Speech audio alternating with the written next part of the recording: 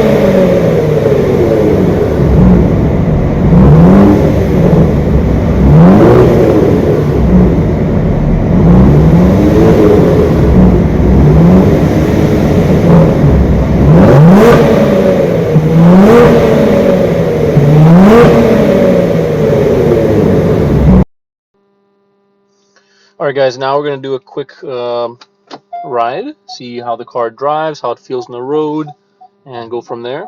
We'll really level the backup sensors. This camera with this 360 view, extremely helpful getting out of the garage. Specifically, this garage here is a really tight fit, so getting out of here is a real joy, as you can see. But now we're going to go for a quick cruise, and we'll see how it goes.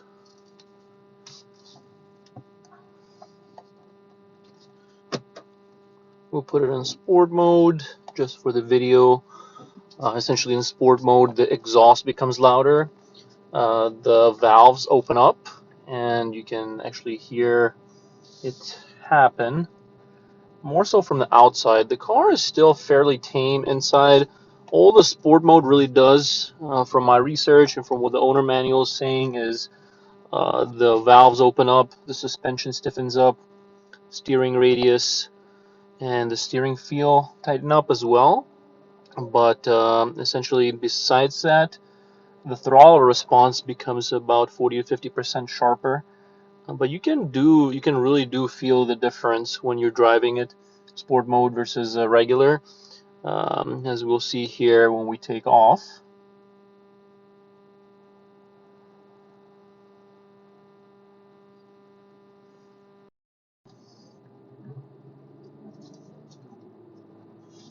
Also, one other benefit of sport mode is the car does hold the gears and the revs a little bit longer.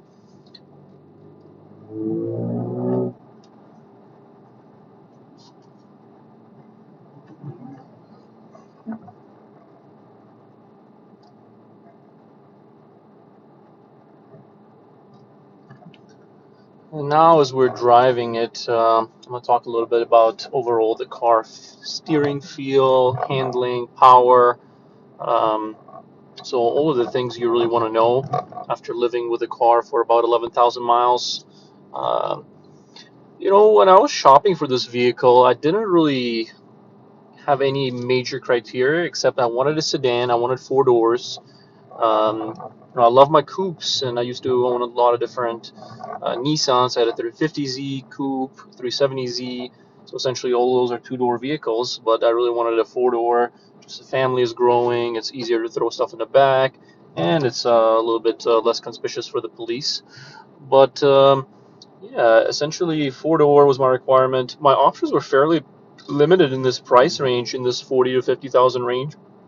The The obvious options here being the Kia Stinger GT, the basically Challenger Scat Pack, then you have your Cadillacs and your BMWs. But really, besides those, there's not much other choices. And once you start actually considering what's out there, this definitely came on the top for me.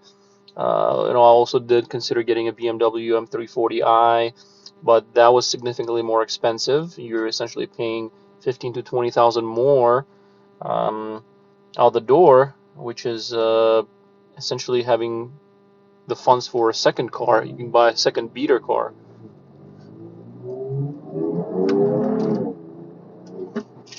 This car has really good pickup and go, really good torque, holds the gears really well as well, and you can manually shift as well if you want to get some MPGs back.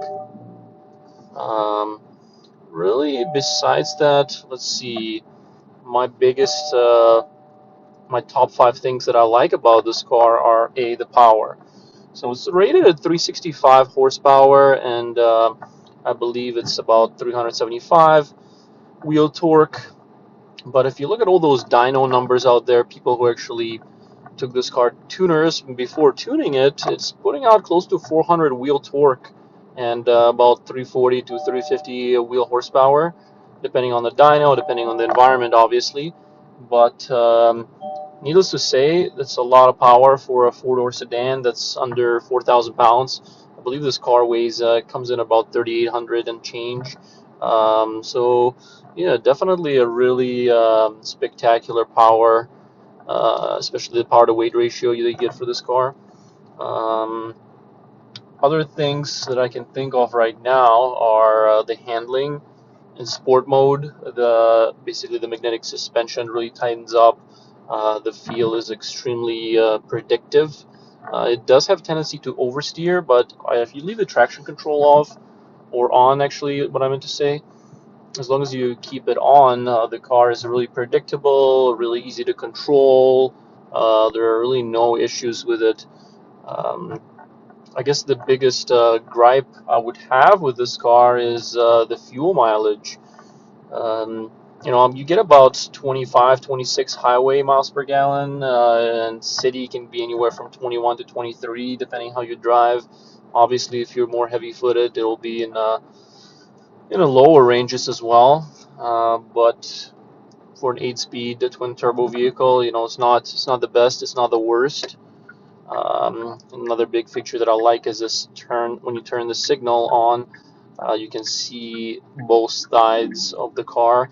I know this is fairly common now in all the vehicles out there, but I still think it's a neat little addition to the vehicle. Alright guys, now we're going to do a quick little acceleration run. We're not going to go too hard, but just a little torque demonstration. So as you can see, the rear end did get a little loose there for a second, but the traction control kicked in and really saved it. So this car is definitely much faster than it looks, and the power numbers that you see on paper don't make it, don't really describe the whole figure, don't really describe the whole car. As you can see, the gears, it's an 8-speed gearbox, but the gears are extremely short, and essentially you get pretty much torque in all gears at all speeds, very little to no turbo lag. So really enjoying this car so far.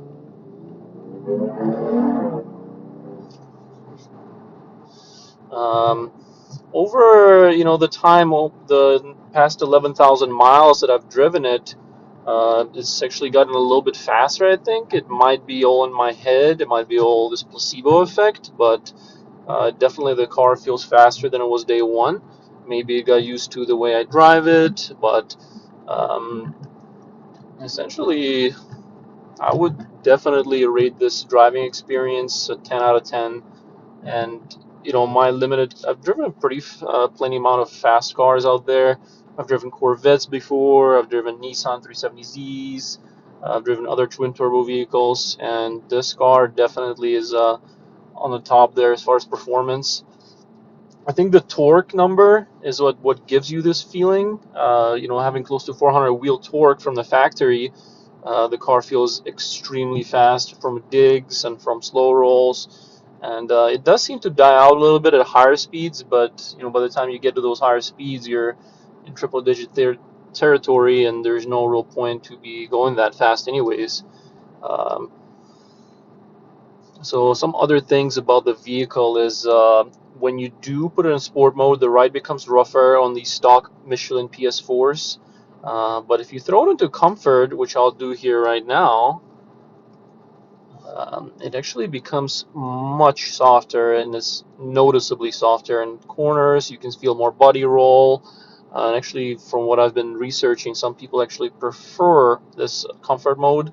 You can actually set up a custom mode where you can keep the suspension in comfort to allow that room for essential body roll and things like that. But now we're going to do a quick walk around of the car, take a look at the exterior, take a look at the interior, and slowly go from there.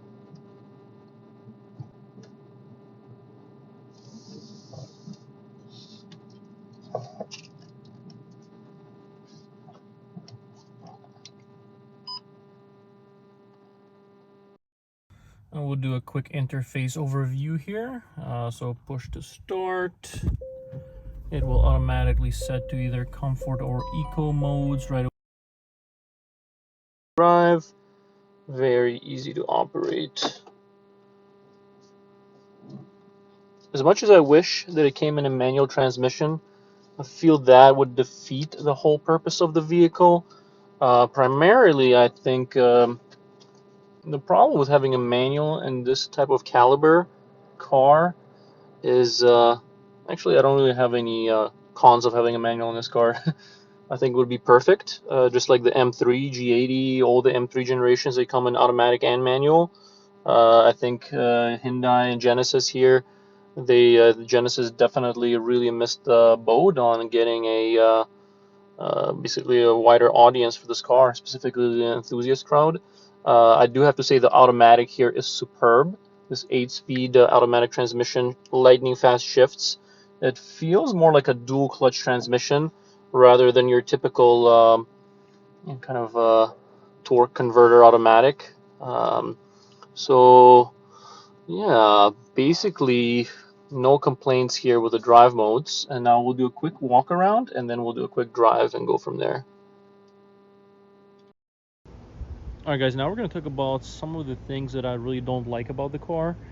And it was really hard to make this part of the video because it is a really nice vehicle, very affordable, I guess from a standpoint to the competitors at least. But some of the cons that I can think of the top of my head are some of the, I guess, some paint issues, but I feel like all of most modern cars are having the same issue. I feel like in the late 2000s, like 2010, all the manufacturers started going to a water-based paint versus other additive like hydrocarbons and whatnot. So when they made this transition, all the new paints are very prone to chipping, or if you do any kind of hard, basically any kind of highway driving. So specifically, if you take a look here, the couple rock chips that I touched up. You know, it's obviously not a huge deal, and overall a car is meant to have rock chip, it's meant to have wear and tear, but I feel like for a 2022 vehicle with only 10,000 miles, there's definitely quite a few rock chips already. Specifically, there's one right here as well. There's a couple more on the fenders. It's hard to see them, they're more up close or when you're washing the vehicle, but you can definitely see them. The other biggest complaint I really had is the stock tires. So they're the Michelin Pilot Sport 4s. Very nice tires, but the issue is the profile, the sidewall. Very thin sidewall. Essentially, you have 19-inch wheels with these tiny sidewall tires. There's not much between you and the road. Could be a good thing, could be a bad thing, but it's definitely you know, a balance with sacrificing ride quality versus having that performance. And for me, I would like to have meatier tire. So I think when these tires start to wear out, I will either change the wheels and go with 18s with a thicker sidewall, something a little bit meatier, maybe like a 45 sidewall would be perfect, I think, for this car, just to give it a little bit more, kind of reduce the road noise. And I know the handling would take a hit, but overall I think that was one of the complaints. Obviously there's worse offenders out there, like the previous generation FKA Honda Civic Type R came on 21-inch wheels, and I hear nothing but complaints from the owners saying how any small pothole can essentially ruin the wheel, ruin the tire. The ride quality is horrible in the Civic, and I think they fixed it with the new Civic Type R, but that was definitely one of the gripes I had. Definitely a very minor one. Overall, the build quality itself is really good. No panel gaps, no orange peel that I can see anywhere on the car. Very easy to keep clean as well. I do like that the whole sunroof covers most of the roof. The glass itself on the Genesis is a noise isolating acoustic glass, similar to what the Lexus has on most of their cars. So it's definitely a big pro. Some of the other things that I hate, I guess, about the car is, and I don't know if it's more of a stylistic feature. I feel like the front fascia just is a little bit kind of too low to the ground. So that's probably responsible why I'm picking up all the front chips from the rocks. But you could get paint protection film on the car, and that's a whole other discussion all on its own right. You know, there's pros and cons to having the PPF. One is obviously no paint chips, no rock chips. The bad thing is when you do remove it, sometimes it can be painful. You can leave stains on the paint. You can leave that, especially that little bra mark. And I think in the long term, the investment, paying that $1,000 to $2,000 for a clear bra, it's just not worth it, especially if you're daily driving the car and you're going to sell it eventually or trade it in. I don't think it's going to impact the value much of the vehicle at all. Yeah, really, there's nothing much else to really hate about the car. I guess the interior space could be slightly better for a four-door sedan. But here, honestly, the back seats they can fit adults in here. It's just you have to be on the smaller side. The headroom is okay for the most part. But it is a smaller sedan. You don't expect like a larger car such as a G80. So honestly, I think the seats are definitely a big pro because you can throw some kids in here or some smaller adults. But overall, not a huge space. The trunk size is pretty decent as well. No real complaints here. So overall, the biggest, I guess, gripes, as I would say, is the gas mileage. The stock tires that come on the car are really kind of smaller profile, and it's obvious because of their performance tires. Some of the paint quality issues, the paint being too thin. I have another video right before this one regarding a solution to prevent rock chips. Found this pretty cheap item. It's a $40 kind of liquid paint protection film that you can temporarily put on, and that has helped a lot with the road trips and paint protection. But one other big thing that I've noticed a lot on Genesis forums is this trim. As you can see here, there's kind of this dark metallic chrome. You can see the difference between the front and the rear. The front gets oxidized fairly easily, and it's very hard to get it off. The one solution is to polish it. If you do polish it, though, the chrome itself will become less dark gun color finished and more regular chrome, so you'll lose this kind of satin finish. So that's the only reason I haven't buffed it yet. But Genesis dealers are really good regarding replacing this, so I might get that done under warranty here shortly. It's just a pain to that kind of brings another good point, is the Genesis dealerships. My experience has been very poor, not from the reason that you think. The problem is getting an actual appointment to a dealership. what happens is you have the scheduling process, you have the scheduling app, and all the dealers are 2-3 months out just to get an oil change. And then if you need any warranty work, that's going to be the same issue. So obviously I think it's a larger problem with most other dealerships in the country. So I can't really say that's specific to Genesis, but that has been my experience. So you may have to get a service at another dealership. And one minor, I guess, con to this car, is not a huge deal at all, is the finish of the wheels. As you can see, they're painted default, kind of this dark gunmetallic paint. They look really nice when they're clean, but they're very prone to brake dust, and I'm not sure if it's the compound of the brake pad or what the problem is, but the wheels do get dirty fairly easily, and because they are painted, they are prone to chipping. As you can see right here, I do have a paint chip already that I touched up myself. Obviously from a distance it's hard to see it and it's not a huge issue, but for me, definitely a zonk. I would definitely recommend, Genesis for next generation, maybe keeping the wheels polished aluminum. And I know some of the base models come with the polished aluminum wheels, so that may be a solution.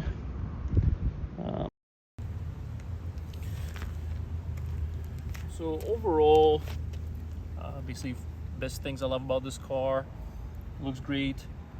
It's pretty quick for what it is. It could be a little faster, but what car couldn't be? Very good build quality, very comfortable ride. It's basically a budget BMW M340i. Obviously different vehicles, same purposes. 10-year warranty, 100,000 miles, can't beat that. Overall, I definitely see myself keeping this car for a while and enjoying it. But for the past 10,000 miles has been really problem-free. Nothing broke down besides, obviously the trim issues. Really nothing that I could, fault it for. And yeah, thanks for watching. Hopefully this will help you make a decision on what you want to get or what you want to buy. Some of the other cars I cross-shopped when I purchased it were BMW M340i. I did look at some other sedans as well, like Charger, Challengers. Not only the Charger, but those are all kind of very heavy and very different purpose vehicles. Once you get to that kind of performance sedan category, your choices become fairly limited. And if you want something that's budget friendly, looks good, pretty quick, and you're not a brand snob, I think this is a great car. But yeah, definitely enjoying it. I'll give another update in another 10,000 miles, and we'll go from there.